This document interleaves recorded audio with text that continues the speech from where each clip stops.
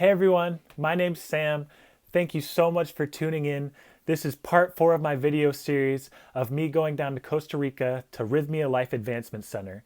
If you haven't checked out the other videos, definitely do so. I talk about my experience leading up to before I went down to Costa Rica, and then the last 2 videos were about my first 2 ceremonies at my time down there. So this video is going to be of ceremony night 3. And this ceremony was really powerful, especially because of the shaman that we were working with. Her name is Sarah. And so she was kind of bringing that motherly, feminine, loving energy into this night. And I really felt like I resonated with that, especially because my intentions were kind of starting to shift. I had a better grasp of who I had become, and now I was asking to merge me back with my soul at all costs. So I set this intention, and I'm so glad I did, because come the end of the ceremony, I had some really powerful revelations, which I will be discussing with you today. So, kind of the beginning of this ceremony, of course, totally different. It was Sarah leading it, and then she had really all woman helpers throughout the ceremony. And so you just had that, again, feminine, comforting, loving, just it just felt like there was so much heart in this night's ceremony. And so when I kind of first started out the night, it was interesting because I kind of got a lot of similar vibes that I had gotten from previous nights. They were just kind of more magnified. So, for instance, well, actually, let me kind of first start before ceremony. If you remember in the last video, I had drawn from this spiritual card deck, and I had gotten the Stag Energy, which means to lead, to be a leader. And so again, of course, I wanted to do the same thing. It was fun and kind of help set that intention. And so I draw a card again, and sure enough, I literally draw the same exact card, the Stag Energy. So talk about a synchronicity. And I like to think of a synchronicity as basically a magical coincidence that you can make meaning out of. And so the meaning that I made out of this was, of course, okay, this is a sign. I am being called to be a leader. I've drawn this card twice. There are 68 cards. And on top of it, the actual front facing of the whole card deck itself is actually the stag as well. So it was just like totally encapsulated. And so I, kind of took this energy with me again into ceremony, but with that much more meaning and weight to it, because I had now drawn this card twice out of 68 cards. And so that was incredible already to start off the ceremony. And then as I was kind of starting to talk about, I kind of had similar experiences where I received sacred surgery again, and similar to like I talked in the last video, where I just feel like I'm kind of going under and doing surgery, and just kind of that realigning and readjusting and just kind of reconfiguring things.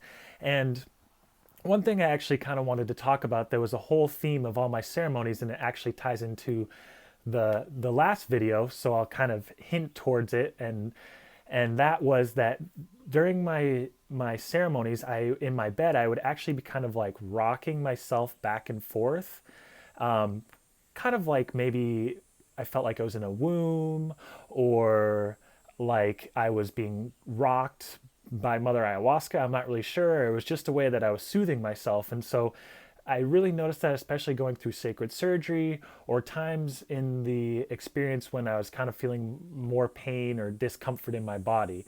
And so just kind of wanted to put that out there, and it'll kind of tie together at the end. But so went through sacred surgery, and then I had the very strong Egyptian vibes again. I saw the hieroglyphs, and that was really powerful. And actually, funny enough, in this ceremony, I remember that I brought my notebook, and I actually was, I was hoping, hey, maybe I'll remember something and I can record it quickly in my notebook.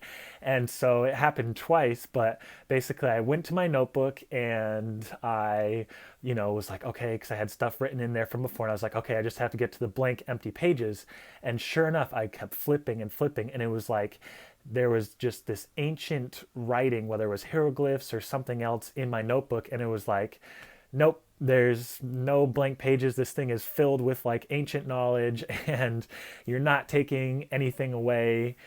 You're not going to be able to write down anything from this experience because it was an experience that is beyond language and text and all these things. So that was pretty funny. And so that was kind of where the Egyptian vibes were coming in again. And then I actually realized I had this flashback that I had actually lived in ancient Egypt in a past life, and I reconnected with my past self in a sense. And I don't know the whole context of that or how past lives or anything like that, but I just connected with this part of me, someone I was in a previous incarnation.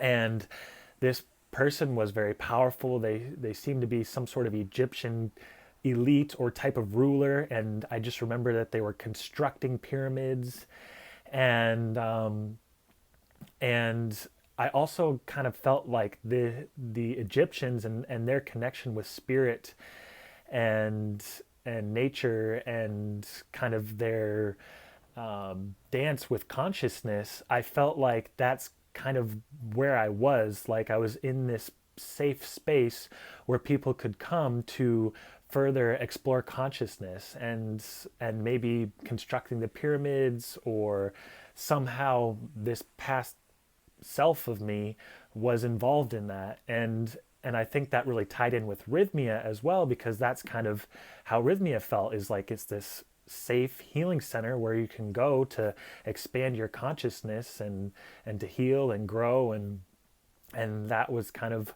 how I saw as this ancient Egypt where I was transported back to. And so that was interesting, of course. And then some really powerful experiences started happening kind of after I had some similar vibes from the previous ceremonies. Now I was really getting in alignment with my intention that I set for the night, which was to merge me back with my soul at all costs. And I was actually gifted back my intuition.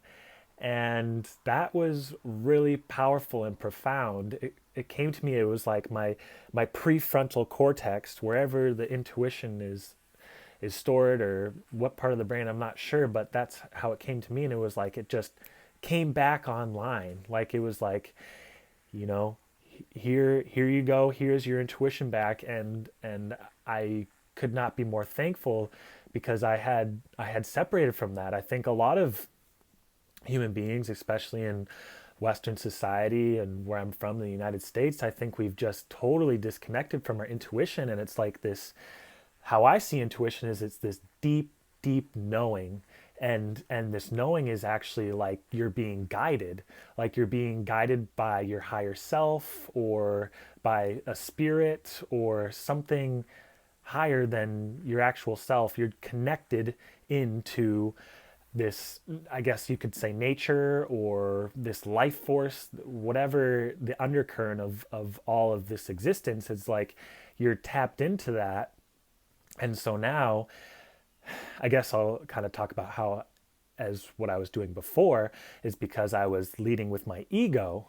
And so my ego was kind of my monkey mind, my thoughts that basically tried to rationalize and use logic and tried to kind of create things based on the mind and not in alignment with this higher source. And that was difficult because it's this defense mechanism, and it builds up walls and barriers, and you kind of make a lot of decisions out of fear. But when you're connected with your intuition, now you're back in alignment, and you're actually being guided and doing so through purpose and meaning and fulfillment. And that was a powerful gift to receive. And not only did I get that, but then I also received back my gift of my higher self. And I don't know if they're the same thing or if they have a lot of similarities or are very connected, but I kind of was told and shown that I had also reconnected with my higher self, which was so huge because, again, my whole life I had been living from my smaller self, the self that lives out of the ego, and that's a hard place to be. That's, a lot of fear and just all these terrible emotions of shame and guilt and judgment and just these lower emotions that humans experience. And so now, being reconnected with my higher self, I I'm able to basically live on the plane of existence of the higher emotions that humans are able to experience, of joy and love and wisdom and compassion and gratitude, just all these beautiful, beautiful emotions that I had been disconnected from. And that was one of the greatest gifts that I could have received. And that's why I'm so thankful for going down to Rythmia and working with this beautiful shaman Sarah and all the helpers. And I'm just so grateful. And it was such a fun night, and it was so beautiful. And we there was actually one point where we started dancing, and it was funny because my friend Aaron, who was sitting next to me, it was like, not everyone was getting up to dance because we were in a circle, and who knows, people were on their own journeys. And I saw my friend get up, and I was like, I kind of was a little hesitant, a little nervous. And then again, that mantra that I had been carrying with me was, the universe rewards bravery. And my friend had gone, so I said, okay, I'm gonna do it. And it was magical. It was kind of like this celestial party, and everyone was dancing and just watching, the helpers and Sarah the shaman dance, and they had beautiful feathers that they used, and it was a magical experience. And I'm glad that that happened, and I was able to partake in that. And as much work was being done in the ceremony, it was nice to kind of be able to kind of have that relief and just kind of get our bodies moving and kind of get energy moving around and just connect with each other in that kind of more sacred, special way. And so that was really fun. And I think that was most of the kind of experience that I got. I did have one other kind of experience that I'll try and translate, but basically it kind of goes back to the leader energy that I had. And this was kind of towards the end of the night, but I kind of connected with myself and what kind of leader I wanted to be. And there's a lot of different examples of leaders out there in the world, politically, business, you know, even being a teacher. And I think that's kind of how I resonate, being a leader and that kind of thing. But, there's so many different examples, I guess is what I'm trying to get at, of what a leader can look like. And for me, who I was shown as a powerful leader was somebody like a Bob Marley type of vibration and frequency. And what he really resonated to me was a very laid back, down to earth, peaceful, easeful, blissful type of leader. And I think also I've resonated with that with a lot of the great sages from India, as well as just that very connected, laid back, like let's not take life too seriously, but at the same time, through that kind of chill vibration, having a massive impact, being a leader and really connecting with people and helping them to experience love and peace and gratitude and joy. And so I was kind of shown that if I am to be a leader in this lifetime, and in whatever way I'm still kind of figuring my path, whatever that might be, that's kind of the energy that I'm going to emanate. That's the energy that I'm going to bring with me. And I think it's very powerful, because I think a lot of times leaders are very serious, and they divide people, and they build structures, and that's one way to go about it. And I think that there's probably a balance, between dancing between how to lead and that sort of thing. But for me, that's really how I resonated with my leadership style. And And just because you're chilled and laid back and easygoing does not mean that you're not powerful, does not mean that you don't take charge, does not mean that you show up. It just is the vibration and frequency that underlies how you lead, essentially.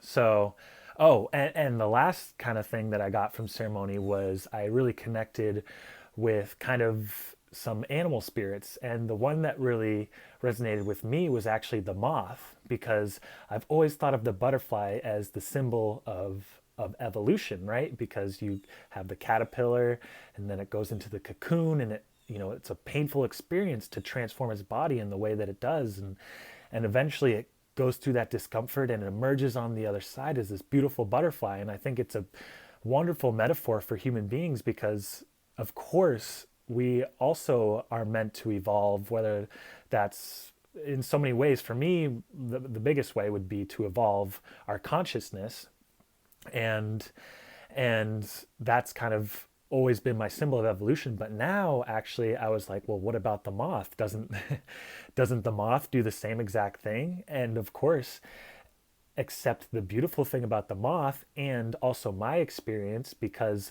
we were doing these ceremonies at night under the moon, and also Rythmia, the founder, Jerry, his whole guidance of building Rythmia and everything he's done is, he says Mother Moon is basically the one he's talked to and has guided him to create everything that he has. And so I really connected with the moth, because like the moth, which transforms like the butterfly, but transforms at night with the moon energy. And so that's how I felt. I was transforming like a moth under the moon, and evolving my consciousness and growing and becoming something greater than I was. And that was really powerful to connect with that energy. And so that was pretty much it. And then, of course, we ended the ceremony, and the talk this night was much different than the other two shamans. Sarah had a powerful, beautiful, divine feminine message that she delivered to us, where she really taught us to lead from our hearts and to love and to have compassion and to be there for others. And just that motherly, comforting spirit that I kind of talked about in the beginning, and just this powerful speech that really just drove right home everything that we had talked about and gone through in this ceremony. And it was very powerful. Again, I feel like I've used that word a lot, but it's just what the experience was. And I'm so thankful that Rythmia was able to work with these shamans and to bring them in, and it's just been a transformative experience. So I think that's about it for the third ceremony. And so I'm going to leave it there. And at the end of all my videos, I just do like to mention that if this resonates with you and you decide that going down to Rythmia Life Advancement Center in Costa Rica is something that is an alignment and is something you're interested to do, I would be so grateful if you mentioned my name. It's Sam Kern. They have this wonderful program where if you have 3 people mention your name at booking, I would actually be gifted a free trip down there. So again, my name is Sam Kern, and I really appreciate it. All right, thank you so much, and we will see you for the next video. Bye.